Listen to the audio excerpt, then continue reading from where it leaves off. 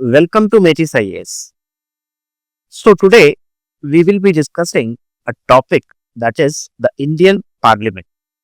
Now, when we say the Indian Parliament, every time you turn on your television or you turn on your social media handles, you will find a lot of things that is happening within the Parliament. You see people making laws, you see people opposing certain laws, you see people discussing certain things about various aspects. Now, these are the things that happen in the Indian Parliament. So, when we consider the Indian democracy, Indian Parliament holds a very important place in the deliberative democracy. That is, when we say democracy, our democracy is incomplete without deliberation, without hearing the views from both the sides of the spectrum.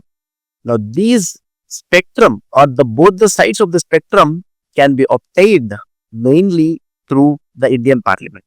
So, coming to our examination of civil services, this examination of civil services holds a very important place for this topic called as the Indian Parliament. So, in this video, we will be discussing about the Indian Parliament. Now, what does the Constitution say about the Indian Parliament?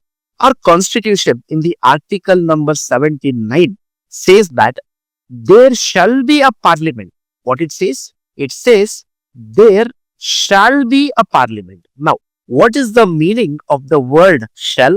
The meaning of the word shall is that there has to be or there should be a Parliament.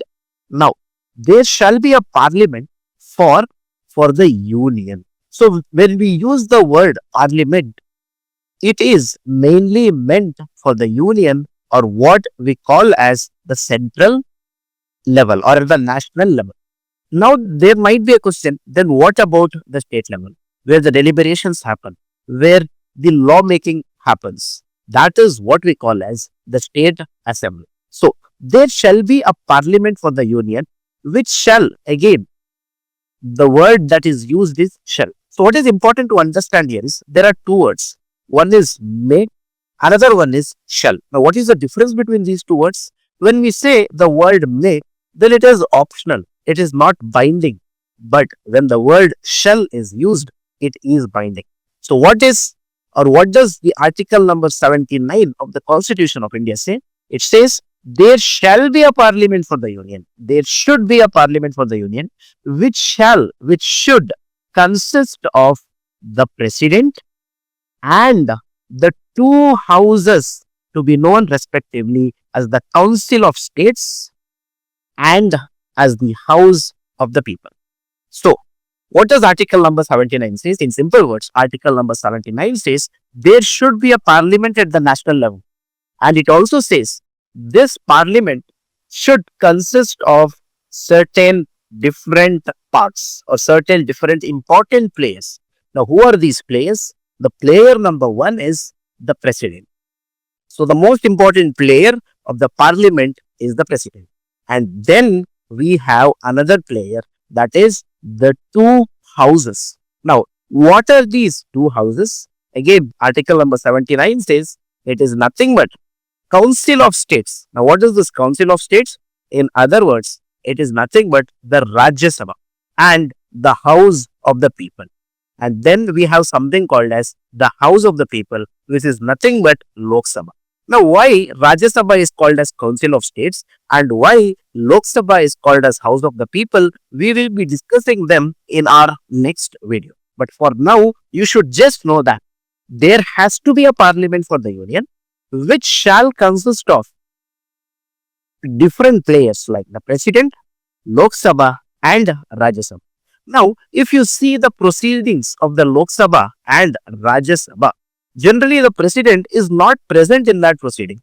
But then, why is the President an important pillar of this Parliament? That is because any law that is passed by Lok Sabha and Rajya Sabha, or in other words, any bill that is passed by this Council of States and the House of the People, that is Lok Sabha and Rajya Sabha, will become an act or will become a law only when the president signs it. And that is why president becomes an important component of this parliament. So I hope you understand what does article number 79 say. Now, now let us try to understand the functions of the Indian parliament. Now, what are the functions of the Indian parliament? Number one, Indian parliament is the supreme law-making body. Now, what is this law-making body? If you see the seventh schedule to the Constitution of India, there are three subjects or there are three lists. The first list is the union list. The second list is the state list. The third list is the concurrent list. And then there is one more list which is again called as the residuary list, the fourth one. Now, what is this central list or the union list? It is nothing but there are certain subjects or certain items on whom the law has to be made only in the national level. For example, defense. For example, the security of the country. These things, or for example, banking. For example, these things or the law on these subjects or on these items can be made only at the central level. So, who is making these laws at the central level? It is nothing but the parliament. It is nothing but parliament. Now, then there is something called a state list. That is, there are certain things which are present in the state list on whom the laws can be made only by the state legislature or the state legislative assembly. However, there are certain exemptions to it, but we are not going to discuss these exemptions. We are going to, look into these exemptions or exceptions when we come into our next videos. But then there is something called as concurrent list. Now, what is this concurrent list? Concurrent list is nothing but there are certain subjects on whom laws can be made both by the center as well as the states. That is, the laws can be made both by the parliament as well as the state legislative assemblies. Now, what is the example for this concurrent list? Education. Education is an example for this concurrent list. Now, the main function of the parliament is this parliament is the supreme law-making body in our country. That is first function. One example, if I have to give with respect to the lawmaking, I can give you an example with respect to recent proceedings that are happening in our parliament. Recently, in our Lok Sabha, a law was passed with respect to the online gaming. So, where was this law passed or where was this bill passed? This bill was passed in Lok Sabha. And Lok Sabha is a part of what? Lok Sabha is part of the Parliament of India. Okay, so this is how the Parliament enacts a law. Next, the second important function of the Parliament is executive derivation. Now, what is this executive derivation? In simple words, see, we have the members of Parliament. Okay, we have the members of Parliament in Lok Sabha. That is certain MPs whom we elect directly. You might be aware of the Lok Sabha elections where you might go and cast your votes to elect your members of Parliament. Now, these members of Parliament, be it from the ruling party or be it from the opposition party, will all be going to what we call as Lok Sabha. Now, it is out of these members of Parliament, be it from Lok Sabha or be it from Rajya Sabha, we see various ministers being drawn. For example, you take our current Prime Minister Narendra Modi. He is a member of Parliament from Varanasi. You take our current External Affairs Minister S. Jaishankar. He is a member of Parliament from Rajya Sabha. So, any of the ministers that you see are generally the members of either Lok Sabha or the Rajya Sabha. So, what it means is that this executive, or in other words, the Council of Ministers, is drawn from the Parliament. Are they only drawn from the Parliament? No. They are also accountable to the Parliament. Now, what it means by the term accountable to the Parliament, it is very simple. That is, whatever decisions they take, whatever actions they take, they are answerable to the parliament. When the parliament sessions are going on, you see various members of the parliament from the ruling parties or the opposition parties asking questions to the ministers. And the ministers are bound to answer these questions. What does this indicate? This indicates the accountability of the Council of Ministers to the Parliament. Okay, so this is the second power. Now, what is the third power? The third power is the constituent power. Now, what is this constituent power? We know that our constitution is not very rigid. Rather, our constitution is a blend of rigidity and flexibility. That means, as per the need, as per the changing times, the constitutional fathers, the forefathers of our constitution, has provided us a provision to amend the constitution also. And that is why we see our constitution already being amended 106 times. So if you can remember, the recent 106th amendment was with respect to providing 1/3 of reservation for women in the parliament and state legislature. Now the question is, who is doing or who is bringing this amendment? What is this amendment? Amendment is nothing but modifications. Any addition to the constitution, any subtraction from the constitution, or any changes, bringing any changes to the constitution, we call it as what we call as amendment. Now, who does this amendment? This amendment is once again done by the Parliament of India. Okay. Now, next, the very important function, another very important function of the Parliament is it is the source of authentic information. Now, what is the source of authentic information? For example, tomorrow, a member of parliament from your constituency can ask the Minister of Road Transport and Highways about the kilometer of national highways laid out in a year. Now, the minister is bound to answer these questions. Now, when the minister answers this question, these answers is nothing but the official information. So, these official information serves an educative role for the masses as well as for the elected representatives. Now, how is it done? It is done mainly through different tools like the question hour, the 0 hour, and mainly through the debates that is happening within the parliament. The next important function of the parliament is nothing but the financial role. Now, what is this financial role? See, I'll give you an example. Just like how each of you has a bank account to which money will be deposited to you, from where you draw the money out. Similarly, in our country, our country also has a similar account, which is what we call as Consolidated Fund of India, which is what we call as Consolidated Fund of India. So, if the government requires money to run the country, then from where are they going to draw the money? They are going to draw the money from the Consolidated Fund of India. In the same manner, the taxes that we pay to the government or the profits that the government companies make, where are these money going into? These money also go into this Consolidated Fund of India.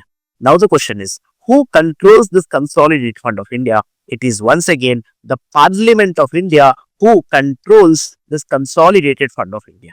Now, how do they control? If the government wants to take money out of this Consolidated Fund of India, then the acceptance of the parliament is required. Now, how does it happen? We will discuss them in detail in our coming videos. Similarly, another function carried out by the parliament is nothing but the executive oversight. Now, what is this executive oversight? Is nothing but the parliament maintains constant vigil over the executive. That is, whatever the ministers do, see, when we say executive, there are two type of ministers. One is the elected executive, another one is the appointed executives. Now, who are these appointed executives? They are the bureaucrats who are going to be the permanent members in our polity. Then we have the elected executives. Now, who are these elected executives? The ministers who are drawn from this very parliament itself.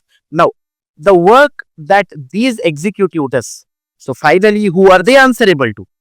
they are answerable to the parliament. If the parliament summons any bureaucrat, or if the parliament asks questions to any council, any member of the council of minister, these members of the executive should be answering these questions. Now, what does this imply? This implies accountability as well as transparency. So, these are some of the important functions carried out by the Parliament of India. So, let us try to recall the functions of the Parliament. Number one, our Parliament plays an important role in the lawmaking. Number two, our Council of Ministers is drawn from this very parliament. Not just that, these executives or these Council of Ministers are also accountable to the same parliament. The parliament also has the power to amend our constitution. Now, with respect to the amendment of the constitution, we will be discussing in detail in our next videos the procedure, what kind of majority is required, etc. Similarly, our constitution also acts as a source of authentic information through the question hour, 0 hour, debates, deliberations, etc. Also, our parliament plays an important role in acting as the custodian of the consolidated fund of India. So, these are the functions of the Indian parliament. So, now let us move into the next topic, that is, we will try to understand India's parliamentary system. Now, when we say India has adopted a parliamentary system, there has to be a history or there has to be a reference from where India has adopted this parliamentary system. So, as we know, we were colonized by the British until our independence. So, British followed this parliamentary system in their polity. So, as we saw or understood various governance process from the British, we also felt that we should also be moving towards the parliamentary system. Now, when I say we should be moving towards the parliamentary system, what is the other system that is present? The other system of governance that is present is what we call as the presidential model of governance. Now, the best example for the presidential model of governance is the United States. And the best example for the parliamentary model is United Kingdom as well as India. Then there might be some other models, which is what we call as semi-presidential, etc. But these are the two important models. And also, it is important to understand that this parliamentary model is also called as cabinet form of governance or Westministerial form of governance. Now, let us try to understand India's parliamentary system. Now, what is this India's parliamentary system? India's parliamentary system, as we have discussed, is nothing but the members of the executive or the members of the council of ministers or the council of ministers are chosen from the parliament itself. They are chosen from the parliament itself, either from the Lok Sabha or from the Rajya Sabha. So, not just they are chosen, but this executive is directly accountable to the legislative branch. What does this mean? This means that these council of ministers are directly accountable to the Parliament of India, that is to the Lok Sabha and Rajya Sabha. So, this is the very, very important aspect of India's parliamentary system. Okay, now, what is the importance of this system? The importance of this system is that this foundational principle of executive being accountable to the legislative ensures checks and balances. It makes sure that the council of ministers are not given a free hand to do whatever they want. Why? Because whatever decision they take, whatever plans they do, ultimately they are answerable to the members of the parliament. Now, who are these members of the parliament answerable to? They are answerable to the people of India. That is why we see in our preamble begins with the word "we, the people of India." So, the bedrock of our constitutional system is the citizen of the country. Okay. Now, the next important aspect of India's parliamentary system is that the executive and the legislature is unified in our system. For example, in the presidential system, that is, if you see the United States of America, the Council of Ministers there, either the President or the Defense Secretary or the Finance Secretary. For example, the Defense Minister or the Finance Minister that we have here, the people similar to that post in the United States of America is what we call as Defense Secretary, etc. So there what happens is that these members of the executive are not answerable to the US Congress. That is, they are not answerable to the Parliament of the United States. This is the feature of the presidential system. But what happens in the parliamentary system? The Prime Minister and the Council of Ministers, they are all drawn from this very parliament itself. Either these ministers either will be a member of Lok Sabha or they will be a member of Rajya Sabha. And not just that, they remain answerable to the parliament itself. These ministers has to answer to the questions asked by the representatives in the parliament. And as we discussed, these question and answers are done through using different tools like question hour, 0 hour, debates, deliberations, distinctions, etc. Now, another very important thing is this parliamentary system does not operate independently, because if you see the presidential model, the executive works on a different aspect and the legislative works on a different aspect. And what does they indicate? They indicate separation of power. In the parliamentary model, this does not happen. We do not see separation of power in its absolute sense in the parliamentary system. Why? Because the executive is answerable to the legislature. And in the same manner, the judiciary in India is also answerable. We cannot say answerable, but the power to impeach the judges is given to whom? To the members of the legislature. So we cannot say that we follow a strict sense of separation of power. We also have separation of power. We will be discussing them in different videos, but ours is not a strict separation of power as we see in the presidential model of government. Now, let us try to understand the key features of this parliamentary system. Now, key feature number 1 is the dual leadership. Now, what is this dual leadership?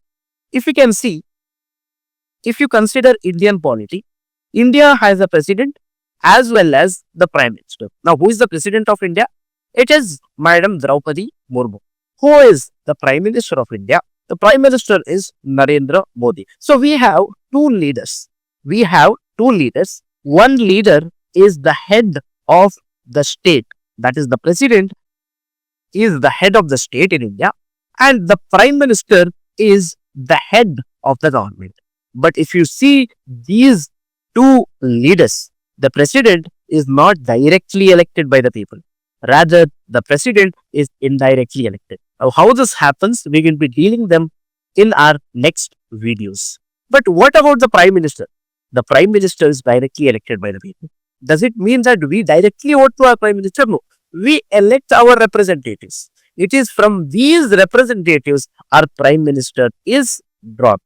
Now, since this prime minister is directly elected by the people, prime minister is given the real power. So, the president is the ceremonial head or the nominal head, and the prime minister is the real head of the country. Next, we have something called as collective responsibility.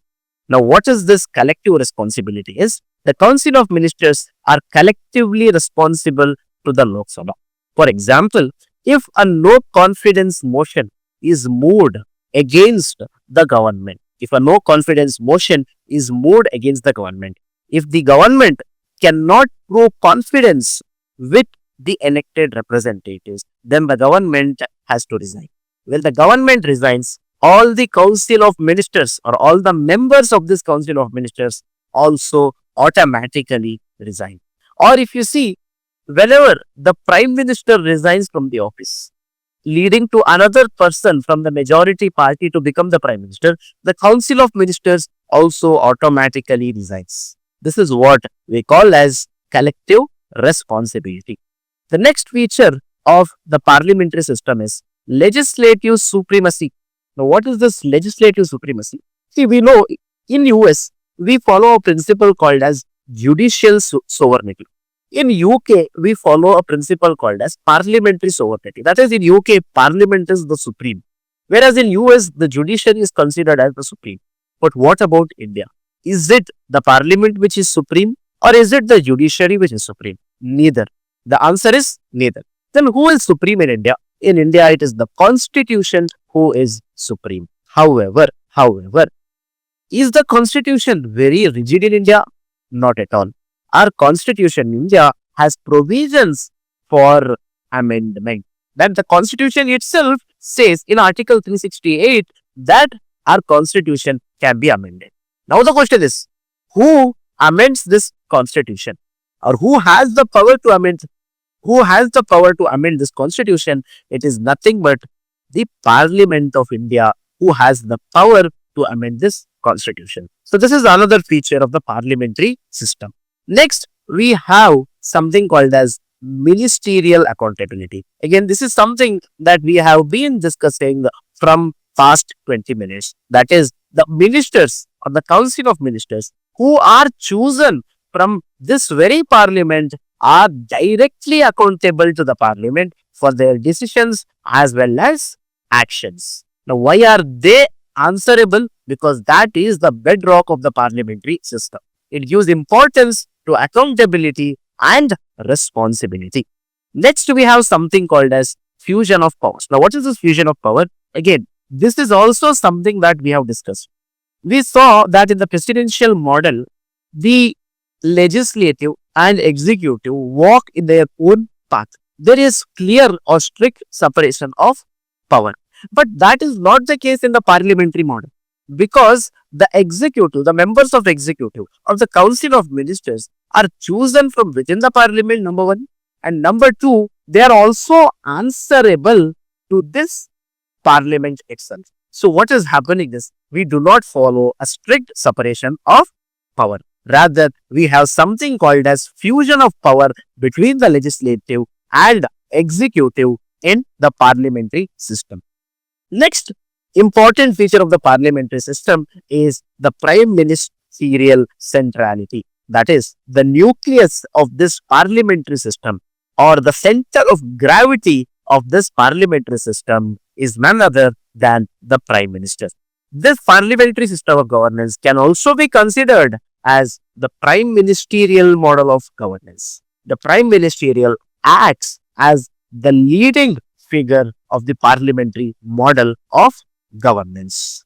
He or she leads the government and acts as the leader of the majority party in the parliament. So these are the important features of the parliamentary system. Now let us try to recall with an example: dual leadership.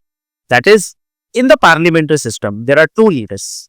As we see in India, the president, Draupadi Murmu, is the nominal head, and the prime minister, Narendra Modi, is the real head.